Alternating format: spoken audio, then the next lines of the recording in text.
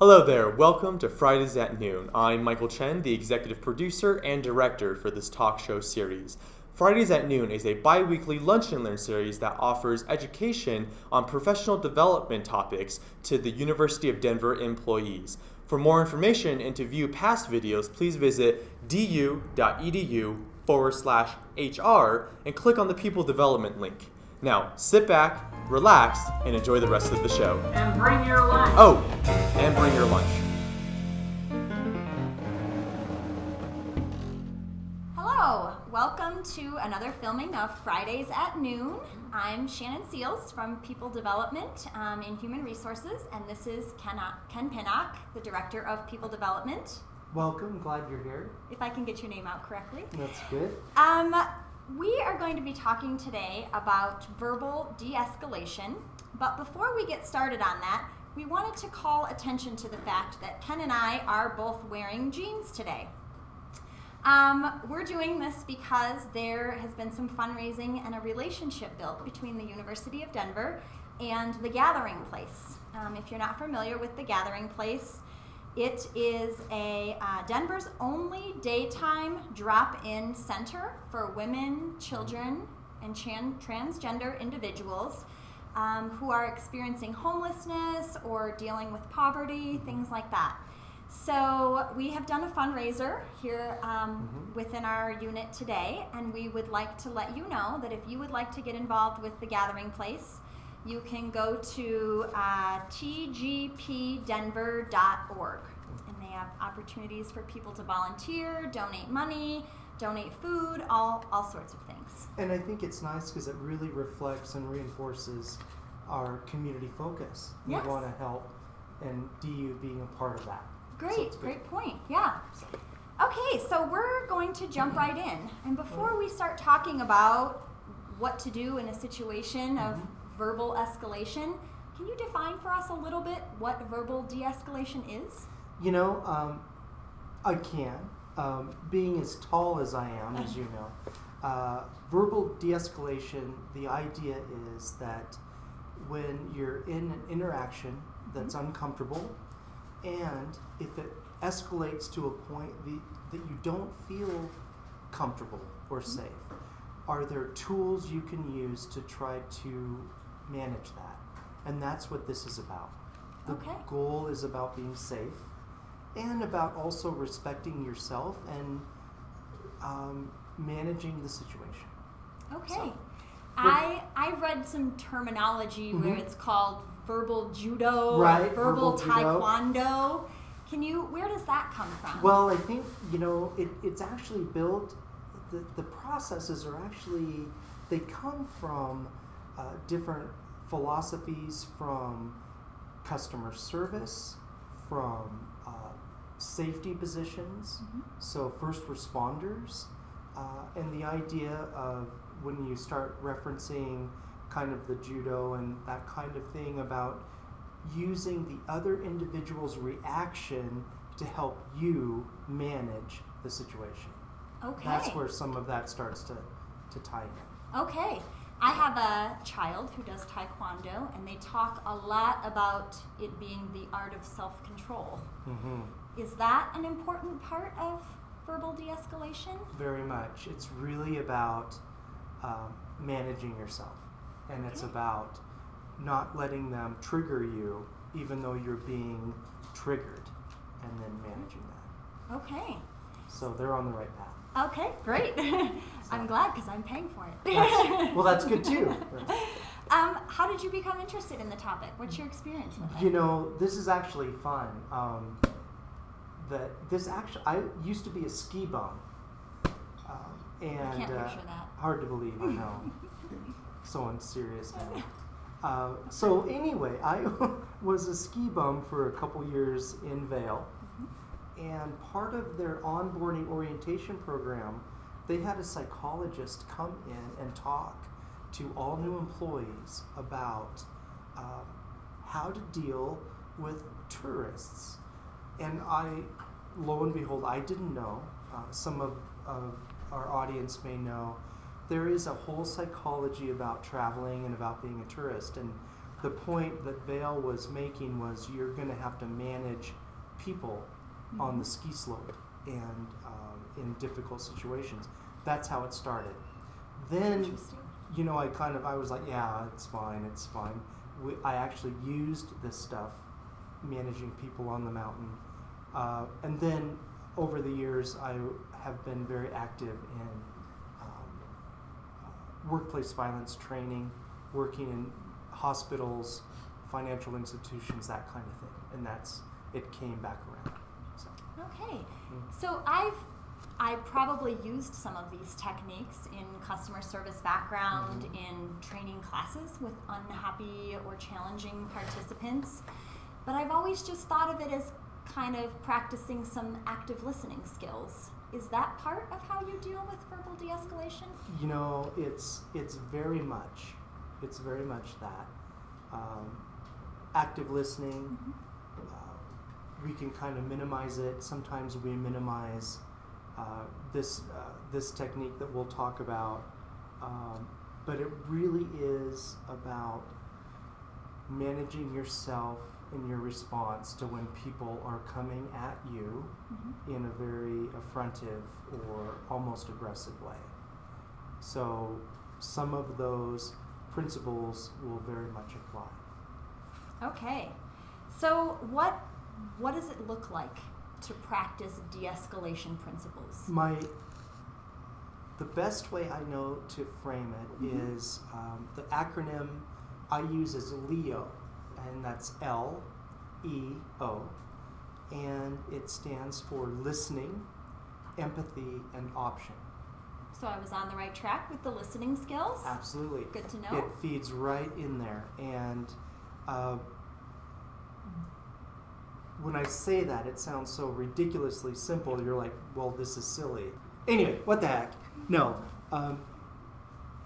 Any of us have experienced this when we're dealing with, if you're dealing with a customer service representative, dealing with airlines, and if you're frustrated and having, something went wrong, they are very adept at what they do. Yeah. Listen. I can, and they have phrases, and we'll talk about some key phrases. Okay. I hear it. I'm listening. They don't interrupt. They let you kind of go. Then, when there's a bit of a pause, they will start to either ask a question or acknowledge. And that's the empathy. So the E is of empathy. And then what they will begin to do is to do options. And I don't want to minimize this on any level. It's not just about customer service. Not that that's not important, because law enforcement individuals will use similar kinds of techniques. So it's a way to try to manage an escalating situation before it becomes unsafe. Okay, so let's come back to the Leo model, but you referenced that this can be used in law enforcement situations, customer service situations. Can you pretty much adapt these techniques for any situation? You can, and now the goal, of course, is to be safe, and we're not talking about physically addressing something physically. The goal of this, and when I would work with employers, it was with front office staff. Frontline, customer service people. How do you be sure that you're safe, and a way to address what's becoming verbally affrontive and frankly aggressive where you don't feel safe? How do you manage that? And so it's not meant, we're not talking about physical judo and that kind of thing. This is about trying to manage the situation. And I think also people think when you're in a situation that there's conflict and someone's coming at you, you have to solve it right there. You don't. The point is to be safe and manage that initial confrontation. Okay, so this could be really applicable to our population in many different ways. employees dealing with students on the front line who are upset for a variety of reasons. Would you use these techniques any differently if, say, I, as a direct report, was escalating to a supervisor, or if a supervisor was doing that situation to a direct report? Well, you would never do that, of course. No.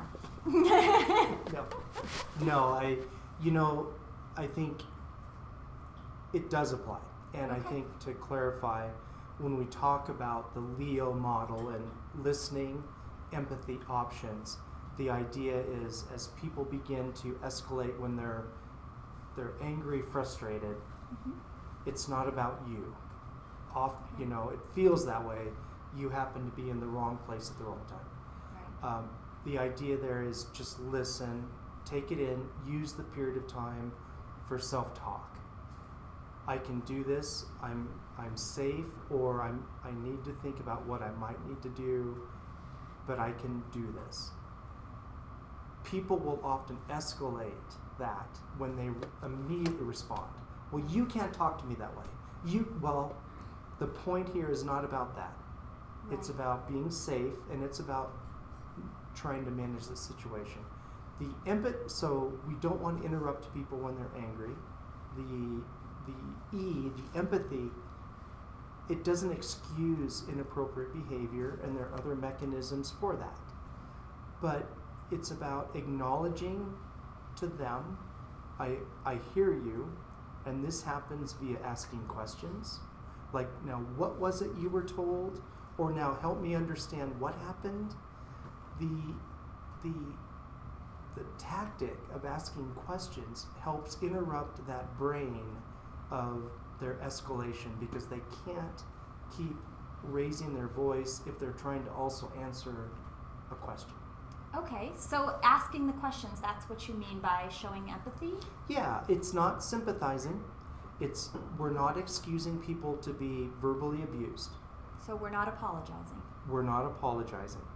We can start to step into, oh, I'm sorry, but you didn't do anything wrong. Right. So a way to phrase that is, I'm sorry this is so frustrating for you. Okay. Because they're frustrated, you're not. You're going, and frankly, you're kind of at times in your head, it takes practice, but you're like, all right, here we go, in your head, not to them. You're like, all right, but what they hear is you're sorry, and that helps to, but it's not about people have said, Ken, stop this, because I'm not going to be abused. And Right. It's not about you being abused, it's about managing a situation that's not in front of students, in front of coworkers, or that you feel personally abused. Threatened or abused. Okay. You made a very important point, which is something that probably a lot of people are thinking. It's a very natural response to fight back, to flee, or to freeze up in a situation like that. So what you're saying is, rather than fighting back, stop and listen. Think inside your own head, I can do this, it's okay. Ask empathetic questions. Are there any questions that we should not ask? Anything we should not say besides I'm sorry? I think, and a point I want to go back to, I think to say I understand, and being in HR for many years, I've stepped into this mistake. We don't. Okay. And one of the fastest ways to really escalate someone is to say you understand. We have no idea. And so it's not about I understand, it's more about I want to understand. Okay. What was it you were told? All of this is about trying to interrupt that escalation. Also to give you information so you can solve the problem. Okay, which brings us to the options part of the model. Options. What exactly does that mean? Critical. It's about giving people choice. And when people are angry, and we run into this in our environment, our community, that we all work together, and we don't just we're not like a customer service. Some of you work with outside people coming in, but many of us interact with each other, and it's about giving the idea of options is control, and we're not about minimizing or dismissing their concern, but the more we can give options, that is a great stress reducer, because then a semblance of control. Okay, can you give me some examples? What options, like I can refer this to somebody else? Exactly. Options like, okay. It's like, you know what? I can call this person or this person. I've worked in different office environments where the front office person said, you know what? Let me grab something, I'll be right back. What they're doing is disengaging and going to get help. Okay. And the other options might be, I can call this person, or I can follow up on this, or here's who you could contact. So it's trying to give the individual a choice. Okay. So you mentioned disengaging. That can probably be, I would imagine, one of the most difficult parts to incorporate gracefully. How you said we could offer, say we need to get something, offer to call somebody else, but how do you know when it's time to disengage? Probably the best way is to trust your gut, trust your instinct, and that's tough because we tend to deny we're feeling threatened. We minimize it, we push it away because we don't want to look at that. And if we take anything away from this, again, and all of this, we're not talking about being physically assaulted. However, the build-up or the escalation, it can be scary. Right. So the idea if you begin to feel that something is not right, you're restating the same point over and over again, then you disengage. Either, let me find someone. So you need to go with those instincts, go with your gut. You do. I've had situations in meetings, you know what, I just have to use the restroom, I'll be right back. Mm-hmm. They get out, and then help can come in. Okay. But always trust your gut. If something begins to feel, it's not right. Okay. Are there any signs people can watch for when it may not be an appropriate situation to use the active listening and the empathy questioning, but maybe immediately not engage? I work with people around campus, and I'll say if someone is coming in, we have people that work with, of course, students or family members of students. Right. And some of our units deal with very difficult situations. And I tell people, if someone comes in and you have a concern, you can be polite, but you're like, you know what, let me get this particular resource, or let me contact an individual, and you remove yourself from that situation. The bottom line is always trust your gut, your instinct, to be safe. And that's really hard because humans, we ignore it. It is. And so. And we have a lot of great techniques we can try when these situations arise. Hopefully they won't. Right. If you had to tell people, as we're all learning, and this isn't going to come naturally, it's going to take some work to try these techniques to stay in control. What's the one most important thing for people to remember when they get in this situation? Manage yourself. You know it when it's happening, and it takes practice, but it's like, listen, just breathe, self-talk, and say, all right, I can do this.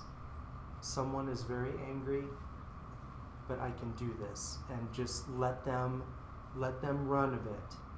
Okay. And then when there's a pause, you can insert things like acknowledging, confirming listening, and then options. Okay. Any last ideas you want to leave us with? No? No? That's it. Okay. Thank you so much for joining us. Are we good spacing? Forwardness? Everything's fine? Yep. It's good. Do you want to peek? Are you good? I think I'm good. Do I like 30 again? 25. Awesome. As always. Which makes God, you're me brilliant. 15? I think so. Ah. All right. Okay, Yeah, tell us break when. this Are you off. on already? Okay.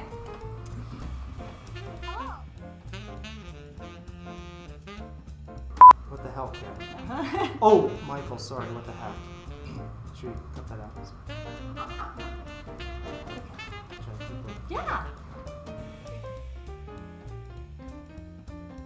I have no scale of whether that was 3 minutes or 33 minutes. It was 2.5 hours. What? Didn't you notice? That's probably what my It was husband would fine. say. How long have you been going on?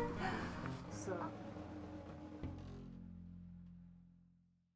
What the hell, Ken? What the hell, Ken? What the hell, Ken? What the hell, Ken? What the hell, Ken? What the hell, Ken? What the hell, Ken? What the hell, Ken? What the hell, Ken? What the hell, Ken? What the hell, Ken? What the hell, Ken? What the hell, Ken?